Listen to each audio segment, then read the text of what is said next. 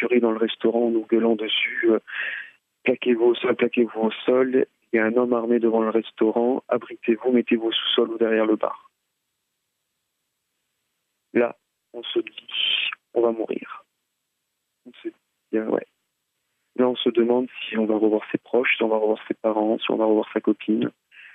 On regarde un petit peu autour de nous, on voit tout le même regard un petit peu partout dans les yeux, un regard désespéré, on va dire, des personnes qui nous entourent.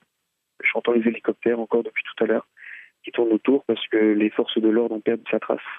Tout ce qu'on sait, c'est qu'il s'est réfugié dans le quartier de Neudorf, du côté de Strasbourg, dans le quartier dans lequel je vis actuellement.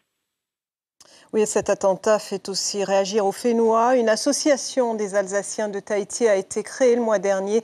Ses membres ont l'habitude de se rendre à Strasbourg pour le marché de Noël. Ignacio Raveino et Christian Dezo les ont rencontrés. Regardez.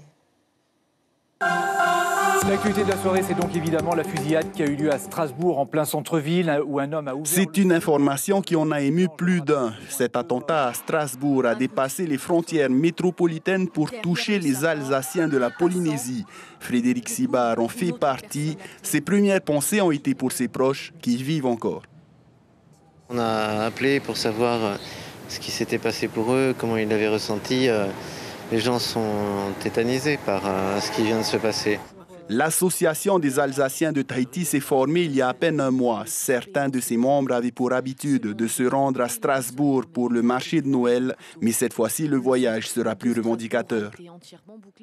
Je vais aller justement dans cette rue, juste pour montrer que malgré ce qu'on a essayé de faire, eh ben non, ça ne va pas nous empêcher à continuer à vivre ce qui fait partie de notre histoire, notre culture, et ils n'y arriveront jamais.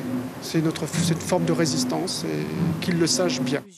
Et c'est peut-être à cette identité culturelle que l'assaillant s'est attaqué en perpétrant son attentat pendant ce marché de Noël. Mais l'histoire nous apprend que l'Alsace est une terre de révolutionnaires.